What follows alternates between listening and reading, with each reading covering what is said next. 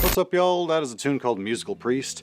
It's one that's been on my list for quite a while, probably a year or so, and I just haven't gotten around to doing it. I just never really liked the tune that much, but as I was playing it for this video, I realized it's not really the tune that's the problem, it's the way that it's played. Like happens a lot with the more common beginner tunes. And for the record, I'm not really sure why this one is considered a beginner tune. It's not exactly an easy one. And that's kind of where I wanted to use it as an example to demonstrate some ways you can make it a little bit more interesting and a little bit more of an advanced tune rather than a beginner tune. And what we're going to talk about specifically is the idea of playing ahead of the beat or playing behind the beat. But we'll break down the basic melody first so you can get that. I'm not going to spend a ton of time on each section because one, it's a three-part tune, and two, we're taking a little bit more of an advanced look at it. So let's start with the basic melody first.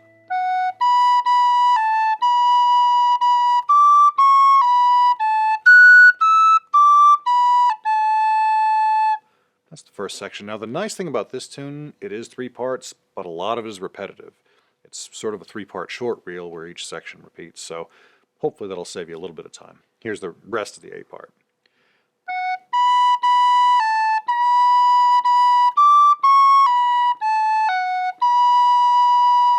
So again, very repetitive, just lands on a different note, lands on the B versus coming back around to the F sharp. Here's the whole A part.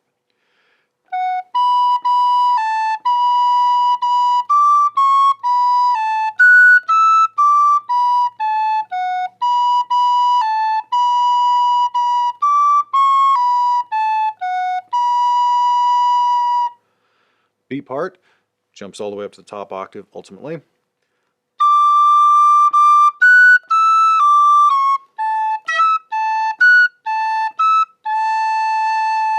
First section.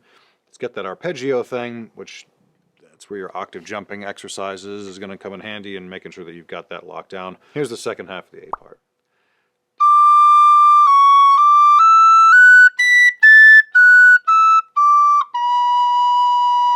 Since it does jump all the way up to that second octave B, feel free to drop it down the octave to save your ears or the ears of your roommates, neighbors, family, friends, that sort of thing. I'll play it up the octave and hopefully my compression will work so we're not killing each other here in this video. Here's the whole B part.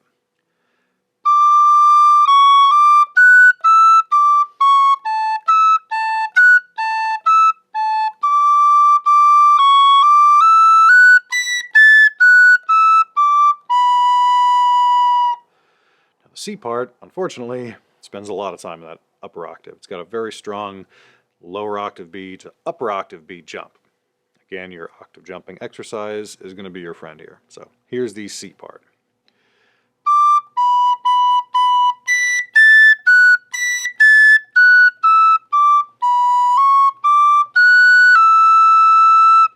And that section will repeat with a slight difference in the ending. So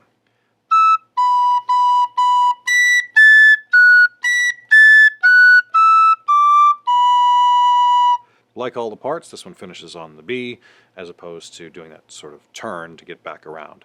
So hopefully the structure is simple enough that you'll be able to get it. I know it's a lot of notes and it's three parts. Here's the whole C part, I'll play that, and then we'll come back and do the whole melody once through.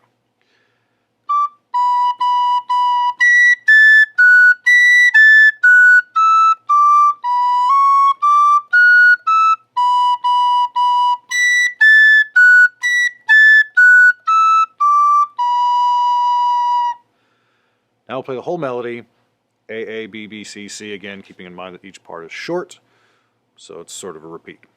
Hopefully that'll make sense. Here's the whole thing.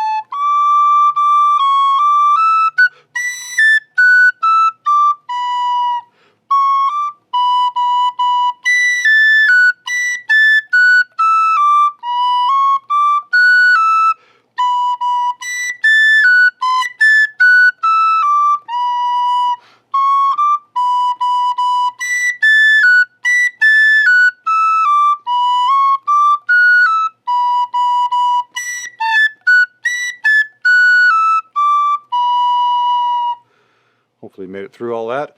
That's once through the tune. Again, A, A, B, B, C, C. Let's talk about some ornaments. I'm not going to break down everything that I play on this because I do want to get to that whole idea of the rhythm side of things, playing ahead of the beat, behind the beat, but basic stuff.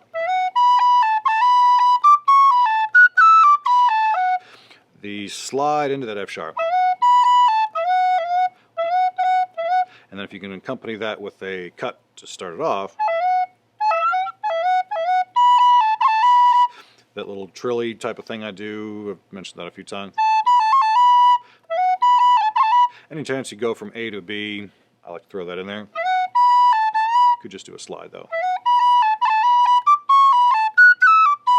Couple of things.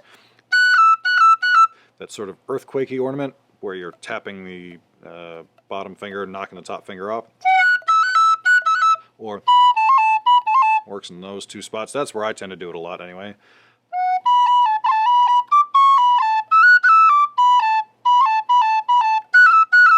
I think it sounds kind of cool.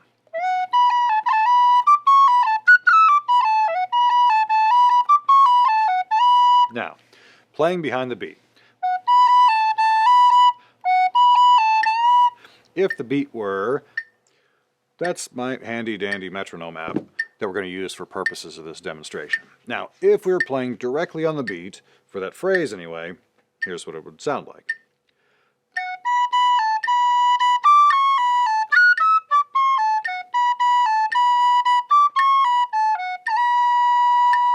So the beginning phrase there is kind of the one that I'm talking about. Right on the beat. Now, if we were playing it off the beat, behind the beat, in the case of that same phrase, give a listen here.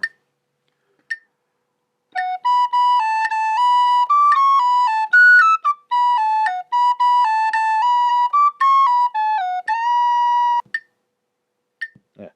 Again, that same first phrase.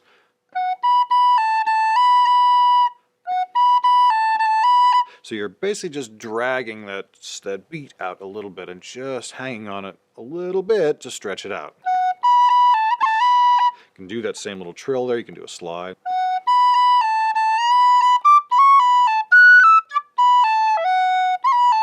Same thing on that lower note, just landing on it and sitting on it rather than bump, bump, bump, bump, rather than machine gunning your way through it.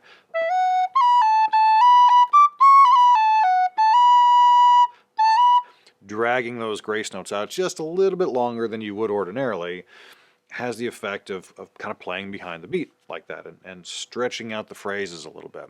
Now, moving on to the next section.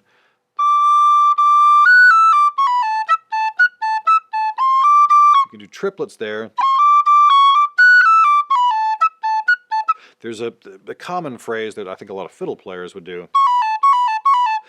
C sharp, B, A, which you can do here, it works, it just doesn't quite have the same effect as that the first one that you could start the phrase with. So keep in mind the physics of the instrument there.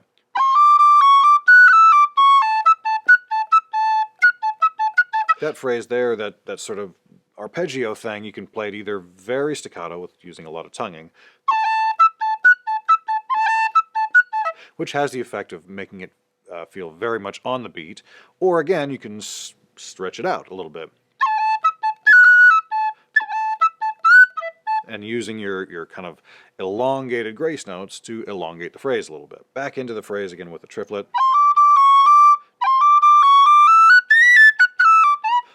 Sliding into that B has a couple of advantages. One, stretching out the phrase, stepping out kind of out of that strict on the beat pattern, and it makes it a little bit more reliable, I think. A little more likely to hit it rather than jumping straight to it, which we're going to get to in the C part, but sliding into it I think tends to help. Chopping that last out. Punching that phrase, again I think changing up the rhythm a little bit helps there. And then sliding out to finish the phrase. Now, the C part has those massive jumps going from the first octave B to the higher octave B. Making sure you get those nice and clean, it's kind of an important part of it. If you're confident in your whistle, you can cut that B to really punch it and kind of make that accent even a little bit stronger. That's one where you got to be pretty familiar and comfortable with it. Sliding into it would be a lot safer.